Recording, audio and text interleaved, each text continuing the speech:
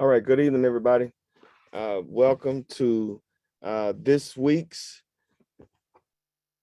Pearls of Wisdom series, Dr. Billy G. Russell's Pearls of Wisdom series. We are so excited to open up Black History Month, which with such a special edition tonight. I am Dr. Chavez Russell, and I will be your facilitator tonight. And I'm telling you, we have a great lineup for you tonight because, as you know, we are still going through the pandemic, and we believe in education, the quality of education, and what it means to society if we are properly educating or not properly educating our children, because that's what this series is all about. Pearls of wisdom is sharing knowledge, is sharing knowledge with one another, educating one another as a community, the wisdom that we all have within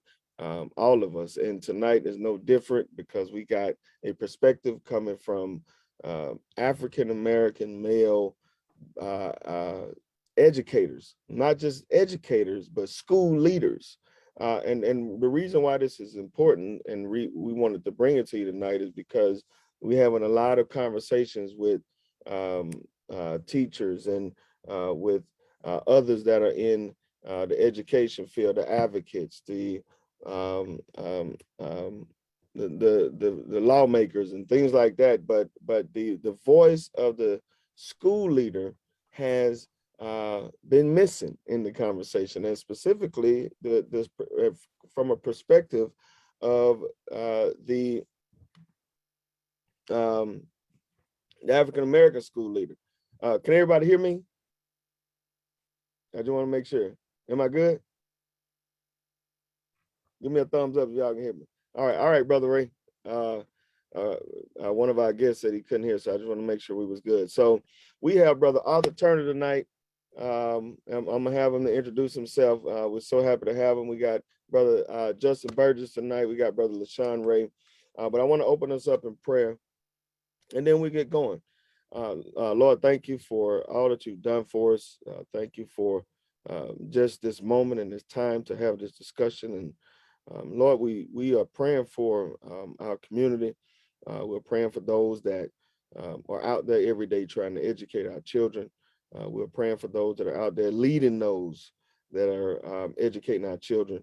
And we're just so thankful for them. And we pray their strength as we know, we are doing this very, very important work.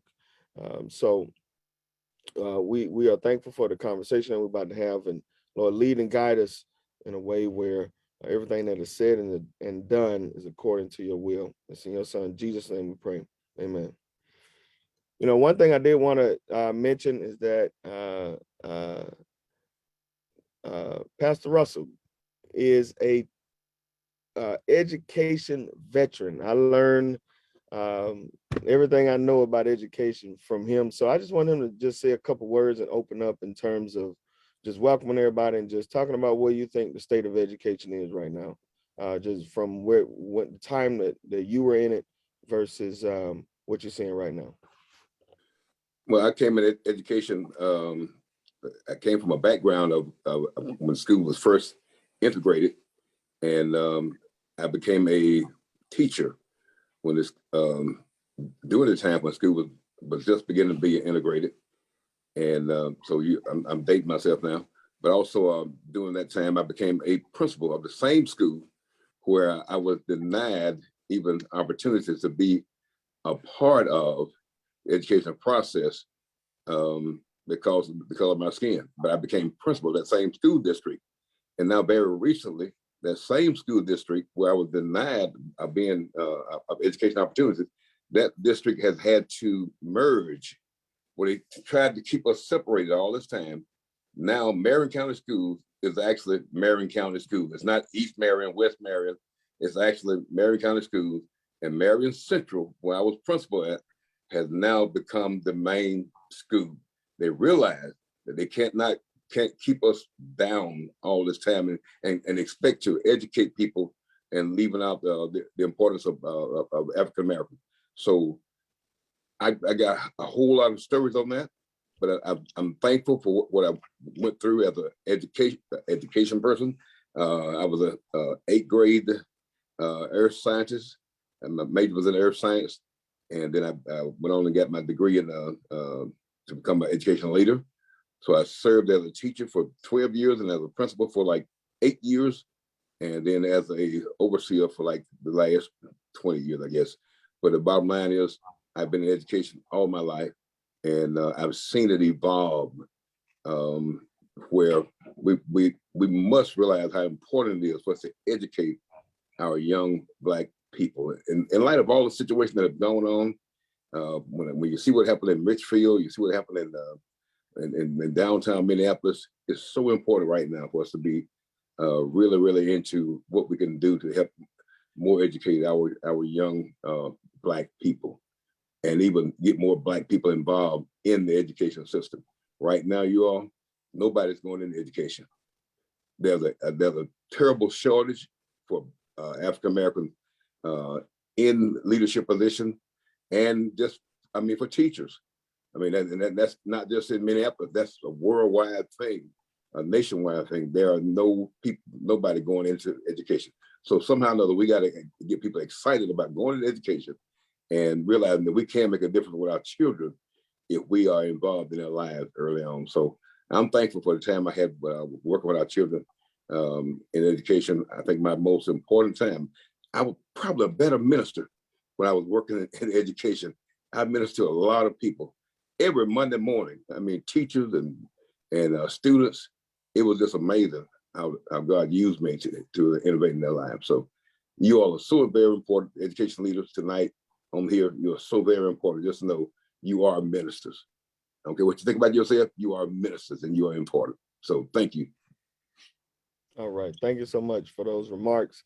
So we're going to go ahead and get going in terms of our panelists that are here tonight. And I'm going to start with Brother Arthur Turner in terms of just your name, your school, and, you know, it is Black History Month. And I forgot about this story that, you know, I mean, just the history of you being in education. So that's history within itself.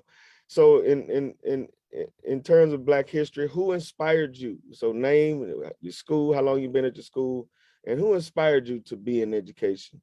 Brother Turner, why don't you start us out? Absolutely. Good evening, everyone, and thank you for having me.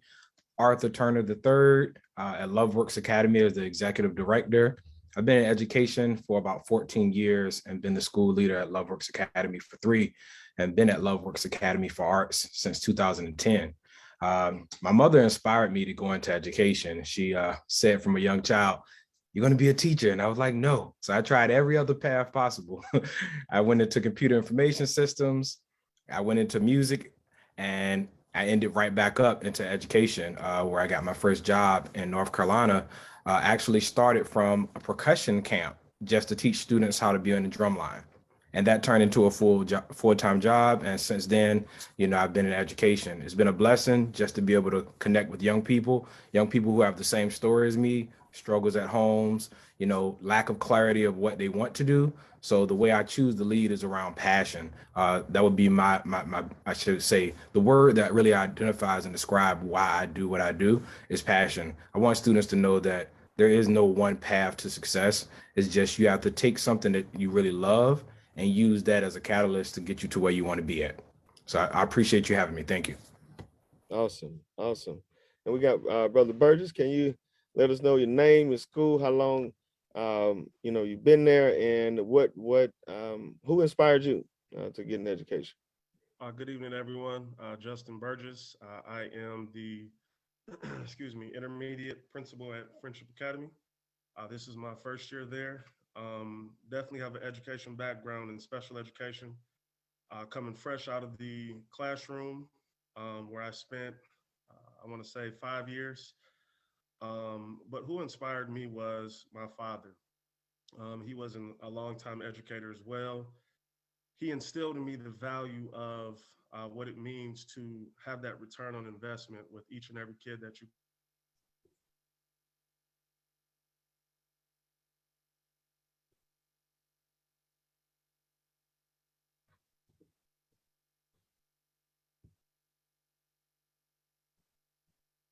All right. Thank you, Brother Burgess. Can y'all hear me? I just want to make sure my volume's still good. Okay. All right, Brother Lashawn, thank you for joining. I see you got we got our sound working. I need to make sure mine is working because I was going in and out right there. But can you let us know? You've been in education a while, so it's you can talk about not only where you are now, but just your journey and where you are now, and just who inspired you to get an education.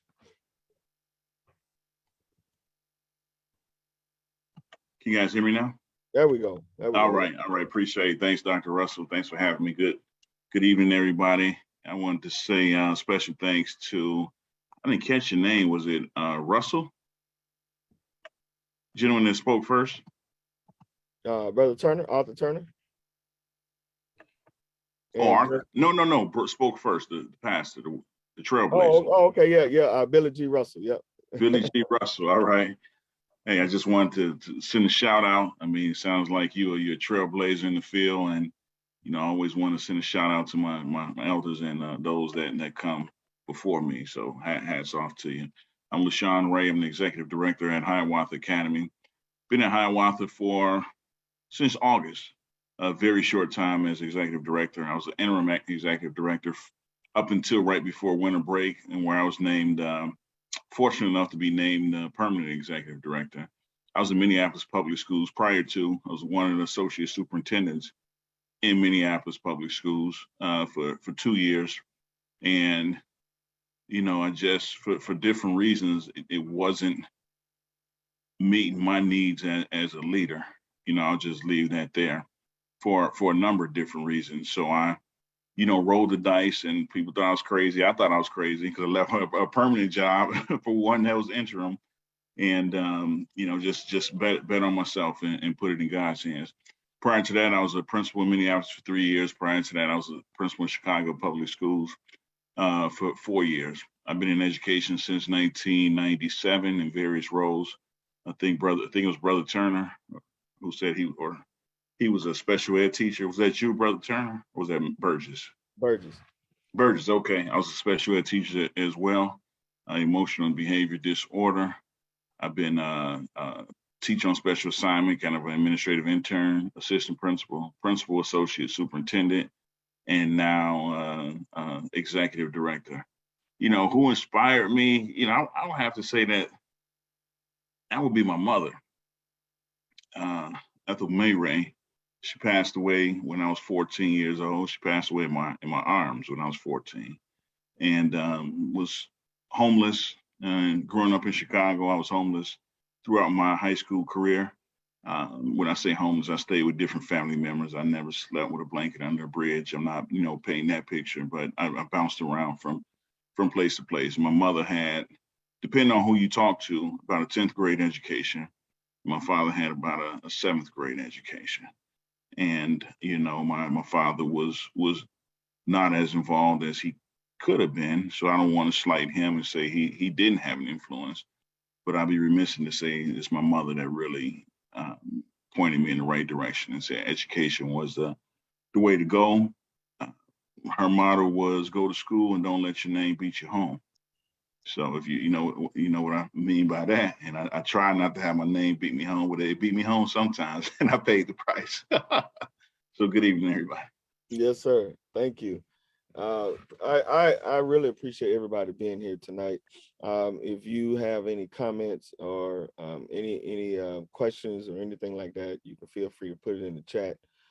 This is something that we like to do to bring people together and just have these conversations. So we appreciate your presence. So my first question is, when you think about just if you had to give just a current state of education, because you see we got from 1 year to 5-6 years, all the way to we got a big range of experiences here. But when you think about just the current state of education right now and everything that we're going through with teacher fatigue, with quarantining, with the uncertainty, with just all the changes that are taking place, how would you assess the current state of education right now?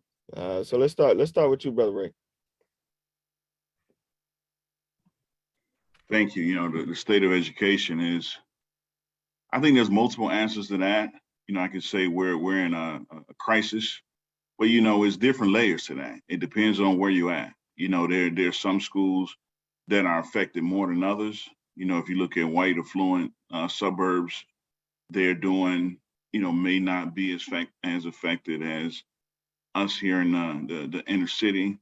But it's real. The pandemic is real. I always talk to my leadership team and teachers about, we have to act as if we are in a pandemic. I think a lot of times in education, we're trying to, if I can use the word pretend, that we're not, and go back to the way things used to be. And that's something that we can't afford to do. You talked about teacher fatigue, low teacher morale, pay comes into it too. You look at, our brothers and sisters in St. Paul and Minneapolis who are on the verge of possibly striking. The students are dealing with all kind of, and staff too, but trauma, day to day, and it's not post-traumatic, it's trauma that they're dealing with on a daily basis. Our parents are tired, they trying to, in some cases, help support and teach kids while they have to work. They may have to work at the same time. So it's a lot of factors, and I would say it's crisis all over, and some communities, Black, brown, and indigenous communities, and poor communities, no matter what your race is dealing with it, has a lot more of a crisis than our Black, brown, and indigenous communities. Thank you. Thank you so much. Thank you so much. Brother Turner, can you talk about how you would assess the current state of education? Absolutely. I think Brother Ray covered a lot. It's definitely in crisis mode. I would say the impact on education as a whole, scares me to the point of what is the future of education? Going back to Reverend Russell's statement of people are leaving the field and we don't know what education will look like in the future, if people will still be excited about even becoming an educator, in the first place. I think especially with inner city schools, we're already struggling to find teachers and staff members that represent our students. And now we're trying to hold on and compete for, grant funds and, give salaries that are appropriate and keep morale up. So I definitely think that at this point, the scariest thing about the state of education is it's unknown. And it seems to be on a decline in the sense of the commitment to education at all levels. School leader, different administrators, teachers and staff, and then even parents. Parents have been asked to, one moment be able to send their child to school, the next moment be able to have their child at home the whole day, regardless of their job, regardless of, different accommodations. They've been asked to do the same thing. So, all of us are doing multiple things, wearing multiple hats, and trying to, grin and bear it. But I do believe that at this point, 2 years into the pandemic, it's starting to wear on a lot of people, and people are making choices that they may not return to the way of life as we've known it. Thank you. Thank you so much for that. I mean, that's, you're so right on point. Brother Burgess, what would you say, being first year school leader, in terms of from the classroom, the first year school leader, where do you think the current state of education is? I'd agree with both gentlemen. We are in crisis, and there's a lot of uncertainties and things we do not know. But my initial thought is, how are the kids doing, and what are they seeing, and how are they assessing each and every situation? And I think that it's important that we close the books. And a lot of people look at me like I'm a fool for saying this, but really get into the homes and the lives of these kids and see what they are really facing, because they are our future, and they're looking at how we are dealing with each and every situation that we are coming in contact with. And I think that is where we see the change that needs to happen. You're exactly right. You're exactly right. And leadership is important in all this.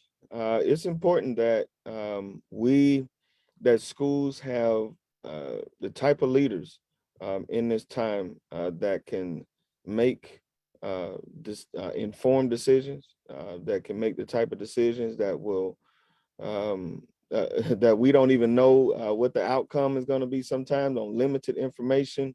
But it's important that, as leaders, we are more careful right now than ever before in making those decisions. So can you just talk about this, just how it's been leading schools during this time?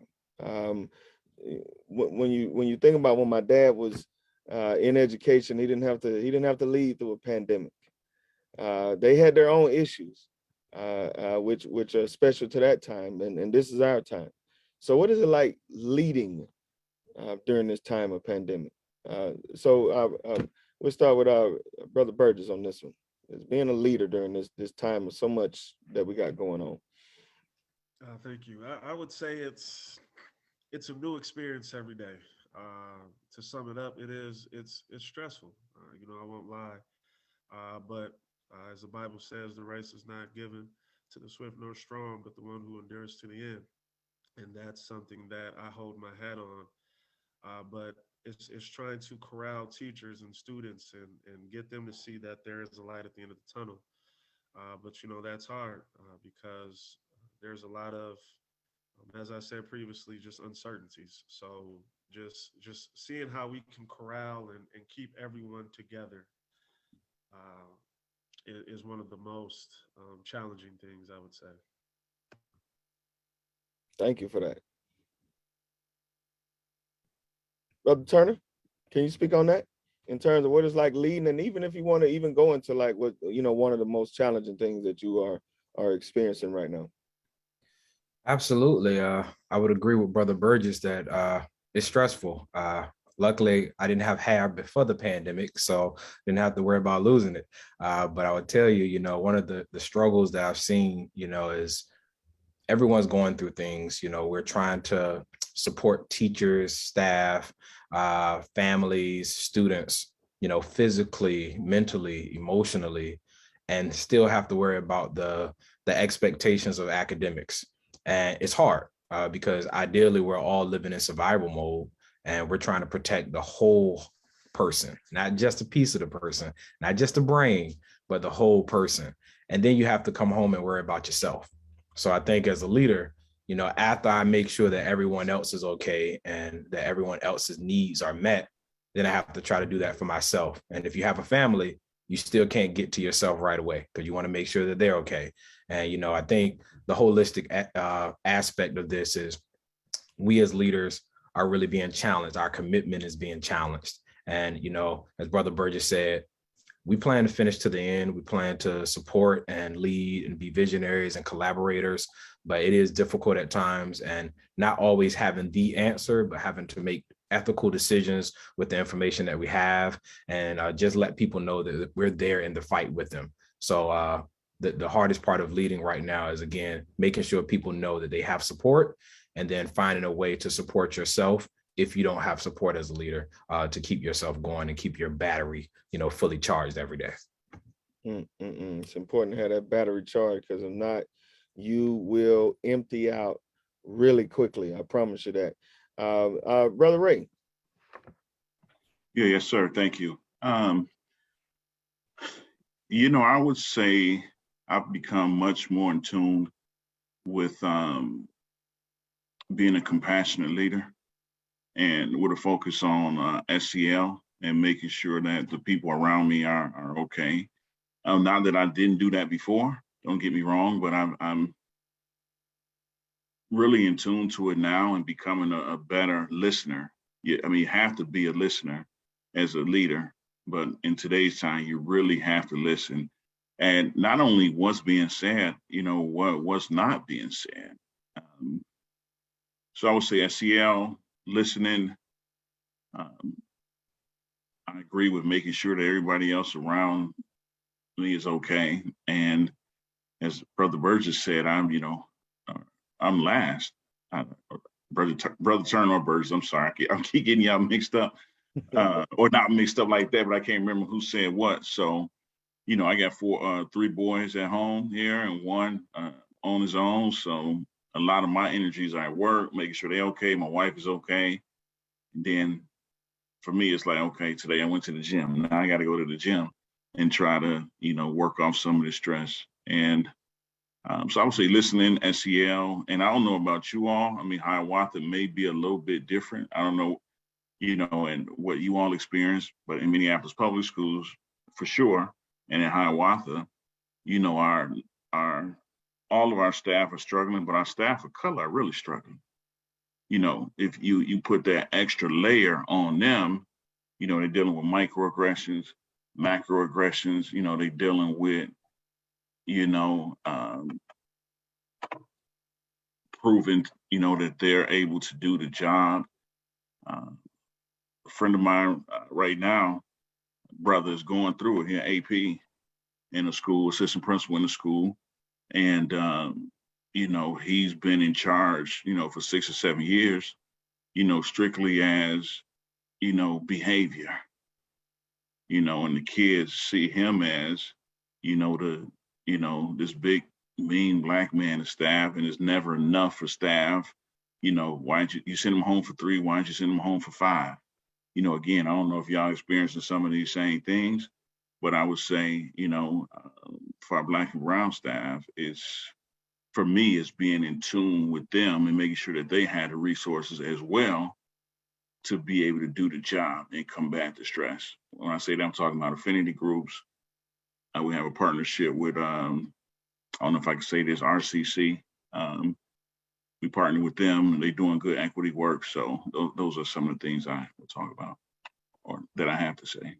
Yeah, I mean, that's great. I mean, the fact that it's a good segue into my next question, because we wanted to bring African American male school leaders here for a reason, to get your perspective. And the fact that you brought up how the staff of color are struggling right now. My next question is in terms of as you go throughout your day as a school leader. I mean, and you can speak on any level, at the level of how you make decisions, the level of just interacting with your staff, your leadership team, those that are above you, just in any parents, families, whatever. Has there been an impact, or I'm trying to see how I want to answer that. You being a black male school leader, have you experienced any hurdles in being, as effective as you want to be, by being a black school leader? And this comes from the fact that, there is this societal assumption about black men. You look at who's dying in our streets right now, who's committing the crimes in our streets right now, how we're portrayed in social media and marketing and all that kind of stuff. So there comes this apprehension even when you look at the president of the United States, President Barack Obama was still being questioned and really looked at with doubt from a lot of people, and in a way that probably wouldn't have happened, if he wasn't a black man. So just what it's like being a black man in a school, and does it cause any hurdles as you go about your day every day? Any struggles with being a black man today in education? Brother Burgess, can you open us up with that? Sure. If anyone said that there was no hurdles, they would definitely be lying. But I guess for me, everything is looked at, as Mr. Ray said. Why didn't you give him 5 days instead of 3, or why is this decision made like this? Everyone tends to feel like they can do your position better than you. And the thing is being comfortable and knowing why you made the decision that you made, standing on it, and if need be, explaining that to those that need be. But I think one of the biggest things is that I like to do is touching everybody, and making sure I get to each and every teacher that's in the building, making sure that everyone has what they need and they're okay. As Mr. Ray said again, social emotional learning, that goes for adults too. Are we socially and emotionally okay? So just making sure to check in with each and every person as the day goes on, something that has been very helpful in navigating those hurdles. All right. Thank you, Mr. Burgess. Brother Ray, can you follow up with on that one too? What it's like being a black man in education and any hurdles that's coming with that, or what challenges come with being a black man in education? You said hurdles. I feel like I can be Usain Bolt, with hurdles on the track. I mean, even though he probably ain't no track guy, but man, it's hurdle after hurdle after hurdle, and it's, how much, how much you stay true to yourself and how much you're going to let, people change who you are, I won't get into all of the personal hurdles and struggles, but, I'll say, and I'm going to keep it 100, MPS was a trip. You got all these black and brown kids and you think that, black and brown BIPOC staff would be valued. And sometimes it seemed like it was quite the opposite. Is one of the reasons why I left. And I'm not saying anything that I didn't tell the current power structure when, I'm not saying anything that I didn't say when I left. And throughout my career, the hurdles and having to prove over and over, that we're qualified, having to justify our academic results, our behavior results. And I'm not, bragging. I've achieved a lot. And, I thought throughout the years with all that, achievement, then I would be, recognized more than I have been by my white counterparts. And, it's never enough. So there's hurdles. I say stay true to yourself. Remember that you're here for kids. First and foremost, don't let the hurdles get you down. It's always going to be another day. And what we're doing right now, affinity, find some brothers around you who going through the same struggles, going through the same things that I'm going through, is what I've always hung my hat on. But it's hurdle after hurdle. And I will say thus far, I haven't encountered too many in my new position. I know they're coming because it's Hiawatha's in America. But, thus far, I haven't encountered too many. But other places I've encountered many.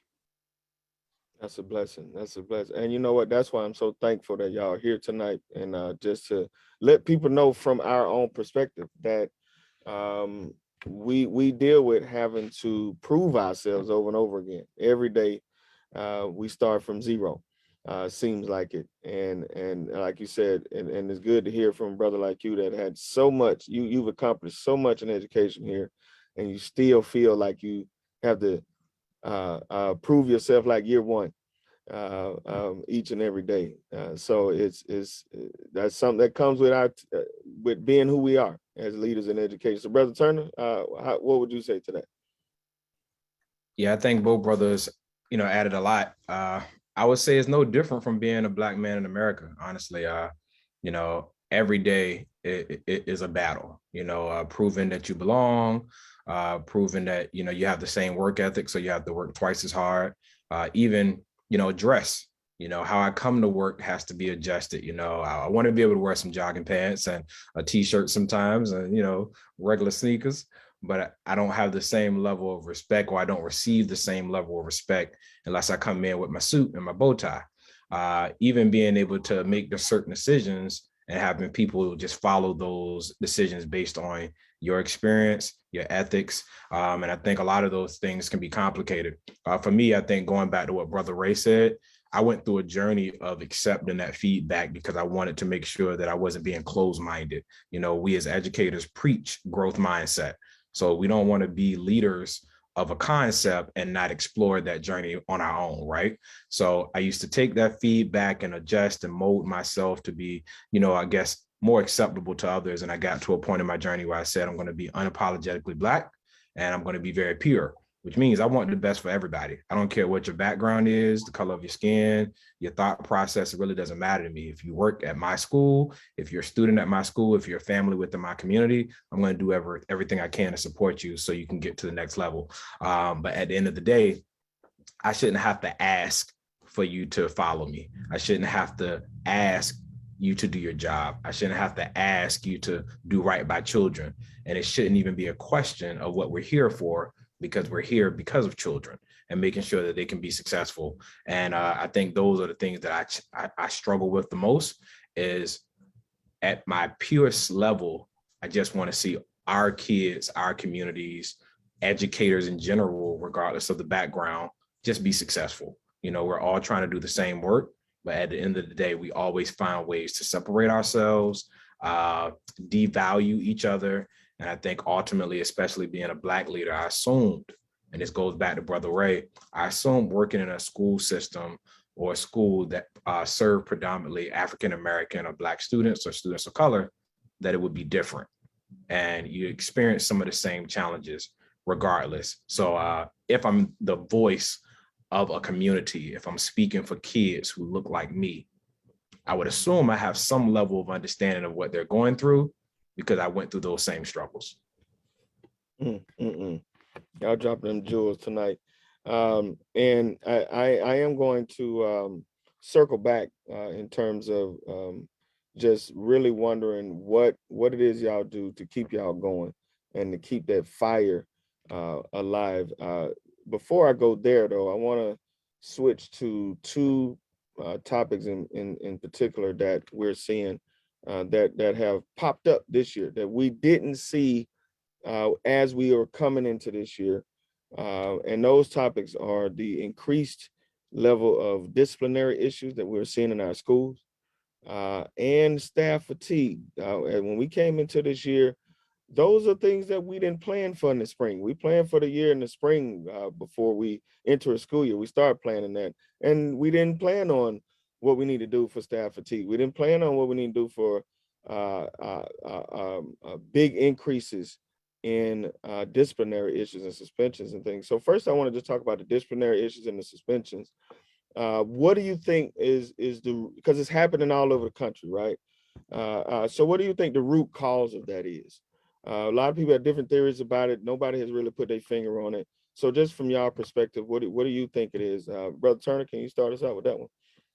Absolutely. And I'll keep it concise, Dr. Russell. I mean, I think everyone's trying to figure out how to deal with their own struggles, you know, and not necessarily knowing how to, you know, productively deal with that. A lot of times when students are having issues, they're coming in with aggression about something else. It's like, how do I deal with this?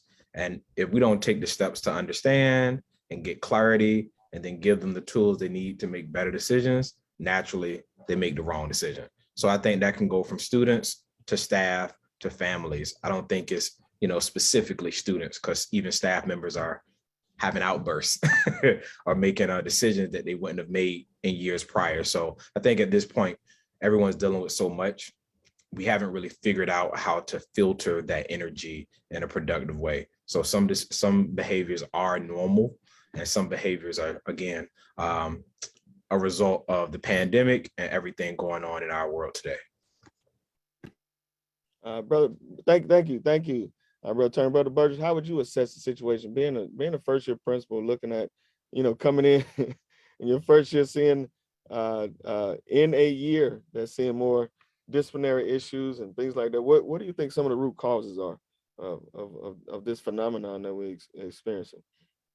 I would just say there's a lot of trauma that has not been dealt with students, and it's sad to say, and I'm not speaking primarily at the school that I'm at, but as a teacher, from a special education lens, a lot of times it's it's thought of like, well, that's not my problem. I'm not paid to deal with those underlying issues that students are dealing with. I get paid to teach. But it's it's it's the relationships that need to be built with the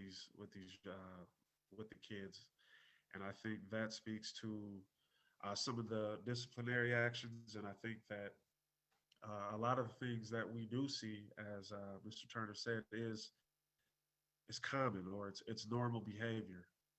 But coming out of a pandemic and not directly dealing with students, it looks like it's something more than what it is. But if we get back to uh, unraveling or unpeeling back those layers of each and every individual student, we would see that it's just the trauma that they're going through. Thank you. Yeah, definitely got to deal with trauma. Definitely got to deal with this trauma. So, Brother Ray, how would you assess the situation in terms of just seeing all these increased disciplinary issues that we're seeing across the country in schools? Yeah, you say across the country, I would say, as you brothers know, it's been disproportionate numbers of referrals and suspensions, for a long time, so it's not anything new. I think it's being exasperated now, because we are in a pandemic, and it's lots of trauma. Our students are going through trauma, staff are going through trauma. I mean, there you mentioned it earlier, fatigue. We have fatigue. So I'm gonna be honest. I don't know why. I mean, I just think there's an uptick because it's always been there. And if you have shortages of staff, you may not have folks who are as qualified to work with kids. Our teachers may have I see lower tolerance in the chat. Our teachers may have a lower tolerance for working with kids. We have folks, we pulling folks and we patching holes here, there, and putting people here, and they may not be in their comfort zone. So I say it's all of the above, and I don't want to lose. It's always been there. I look at Charlotte Daniels' framework and demonstrate knowledge of students. How well do our staff across the country really know our students? Mm.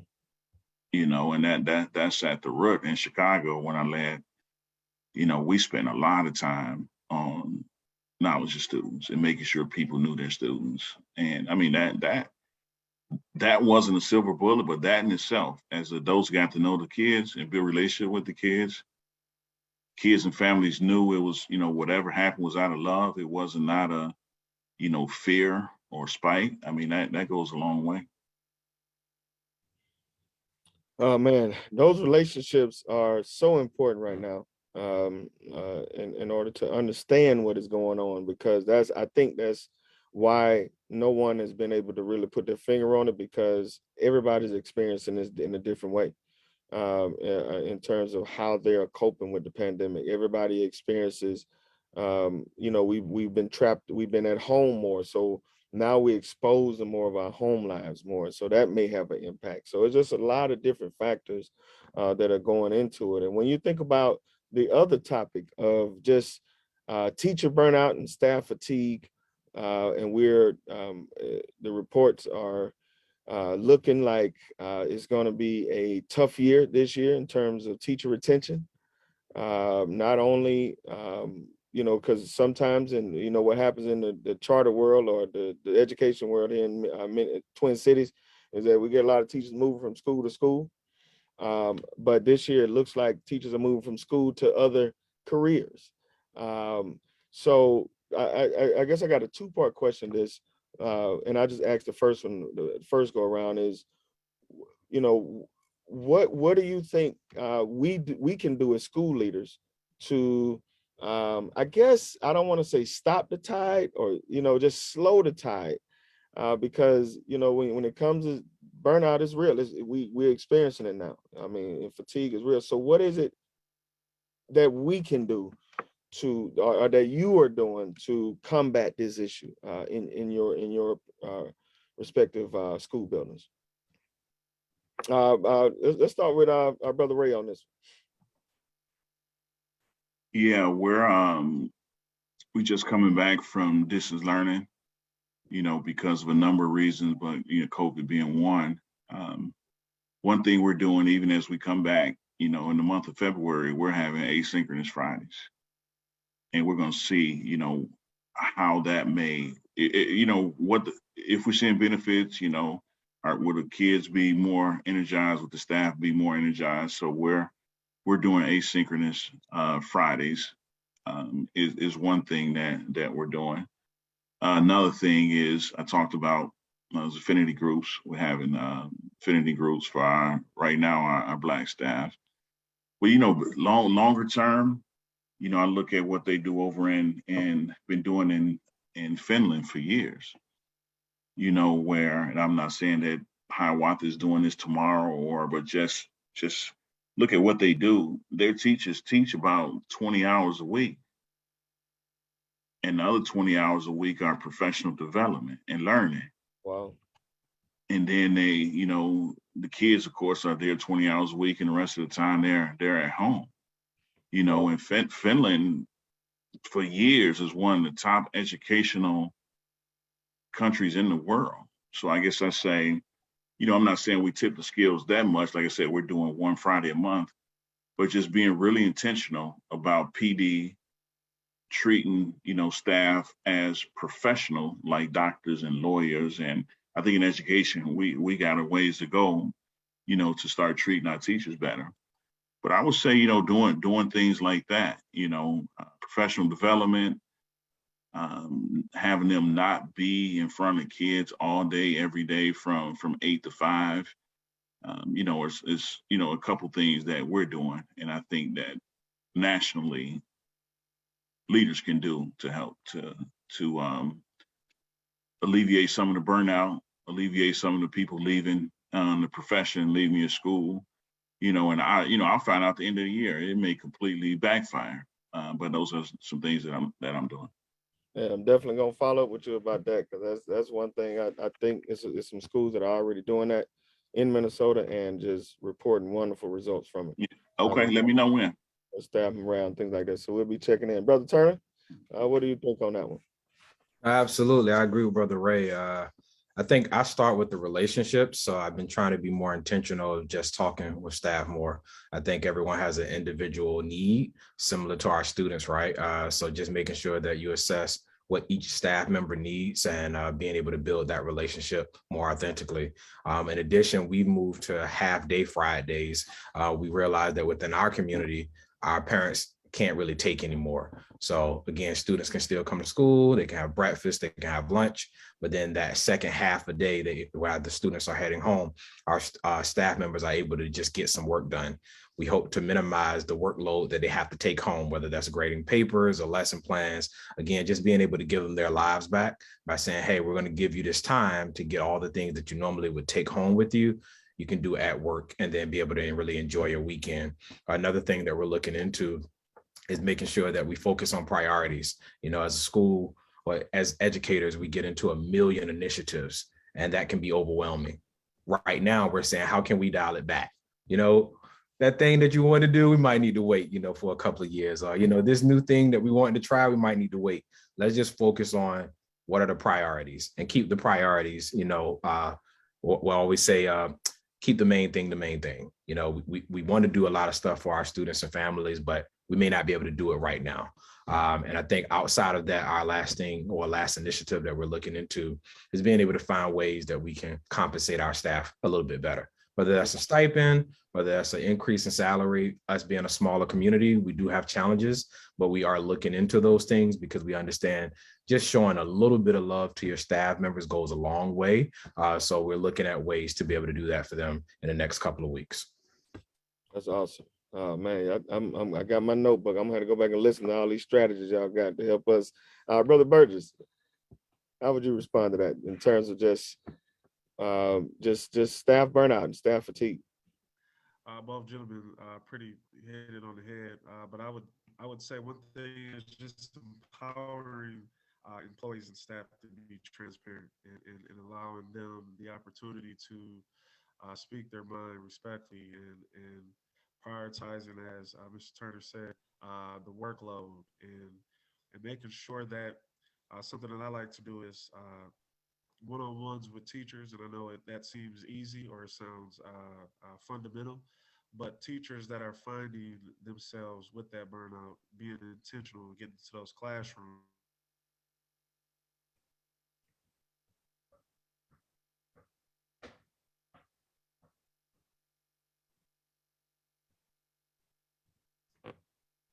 All right. All right. Thank you, Brother Burgess.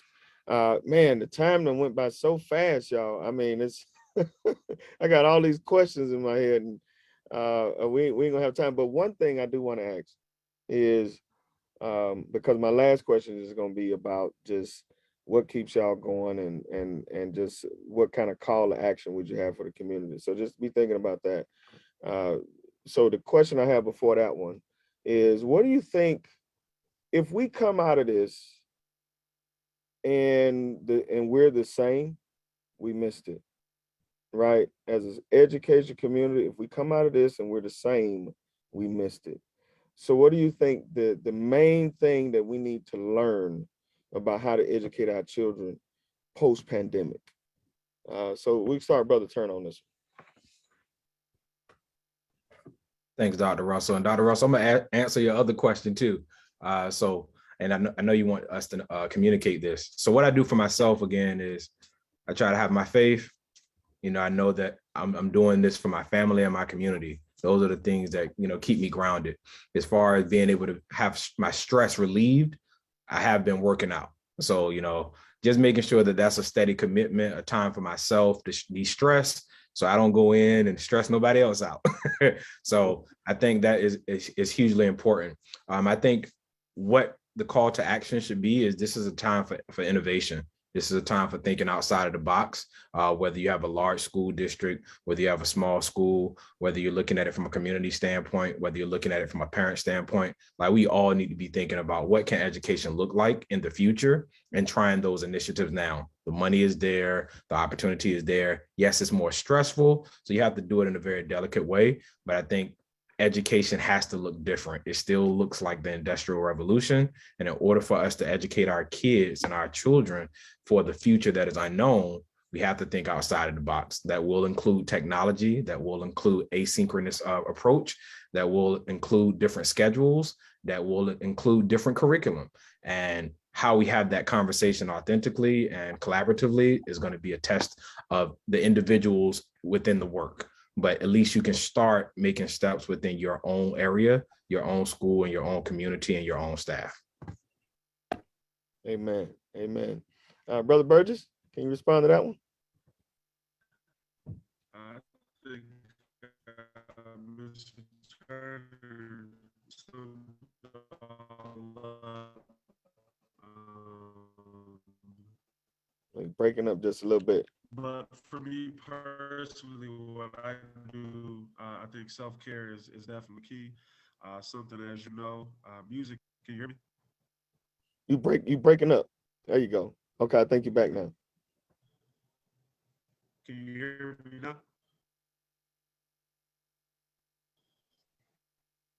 Kind of. All right, let me get out and get back in. Okay. All right. While he working on that, Brother Ray, can you respond to that one? Oh yeah. Oh well, he gone now. Yeah. Gym. I try to get to the gym. You know, one thing I'm doing, I just did it. Was it not this past Friday before? I told my board and my senior leadership team, my principal, Friday, I'm staying home. I'm disconnecting. I'm not working. Was that 100%? Absolutely not. You know, I was still on there a little bit, but you know, and I used to pride myself on never taking a sick day, never taking a vacation day. Mm-hmm. I'm that man that's here, rain or shine. And I'm like, nah, I'm done with that. I'm not doing that no more. You know, you gotta take time for yourself, because every place I left, I thought it was gonna crumble. And it was going, oh man, and they went ahead and hired somebody sometime before I even was gone. And they kept working, you know. So, you know, take time for yourself. That's why you had the days, you know, be unapologetic about that. is one thing. I'm not saying every day and take a vacation yourself out of a job, but when you need it, take some time off. The gym, relying on my team, and that's still a work in progress because we knew and we getting to know one another. But realizing that I don't have to do everything, that there's people hired to help me to realize the board's mission and vision. Again, the board's mission and vision is not mine. It's the board's mission. They may align, but at the end of the day, it's the board's mission and vision. And, so I would say delegation, take some time off, work out, instead of having some fries with that triple cheeseburger, get you some a salad or something. Yes, sir. Yes, sir. That's what I got for you. What about in terms of if you had a call to action for the community in terms of just don't miss it? If you had like a don't miss it, call to action for the community, what would that be for you? I would encourage the community to keep pushing the schools, keep pushing us as leaders. And if I'm not answering your question, let me know. Call to action with the school is keep pushing us, keep asking questions, demand the best for your kids, and never assume that schools and the system is doing what's best for your kids. I mean, I've been around the block too much. I've seen too much. I know too much to think that the system, we all know the system wasn't built for us. The system that we getting the results that we getting because that's what the system intends. So I'm gonna say, stay true to yourself and keep pushing. Ask questions. Be that parent. I mean, that's the call to action that I have. You hear that, community? We need you to be involved. We need you to work with us on this. So, Mr. Burgess, I see you back. Am I good now? It sound like you better. So if you had some closing remarks and like a call to action for the community, in terms of that, just don't miss it. Don't allow this moment to pass and we end up the same way. What would that be? Short and sweet, parent involvement and making sure that you continuously to push into schools, push into classrooms, and as Mr. Ray said, don't expect us to, don't think that we know everything, and continue to strive, building those relationships, and keep believing in us, keep the faith. Yeah, that's pretty much it. You hit it right on the head, which means that if we're gonna make it through this moment, just like we believe at Pearls of Living, we are better together. We need your involvement. If you are a parent, if you are an advocate, it's important that as we come out of post-pandemic and education, that we do this together. We have to push for better pay for our education staff. We have to push for more individualized learning that's going to meet all these individualized needs coming out post-pandemic. We're going to have to push together for more enrichment and more out of school time and things like this, because our teachers are going full throttle, but they can't do it alone. Our school leaders are going full throttle, but we can't do it alone, and we need you. And I hope that you heard that from the African-American male perspective and all the things that we are doing and for ourselves and our respective communities. I put the link into the new video, Jesus is the Answer, that just came out on Friday. So we hope that you click on the link and enjoy that video. And I just want to take the time to say thank you to Brother Arthur, Brother Justin, and Brother Ray. Y'all took time out y'all Sunday night with the time y'all get mentally ready for the week, and y'all decided to take an hour out of that and spend it with us tonight, and I'm grateful for it. So if anything y'all need, y'all let me know, and we'll be right there for you, just like we got to be there for each other. So thank you for joining, everybody, and enjoy your night, and we'll see you next week as we continue 6 o'clock next Sunday as we continue our Pearls of Wisdom series, Black History Edition. Thank y'all so much. Have a great evening.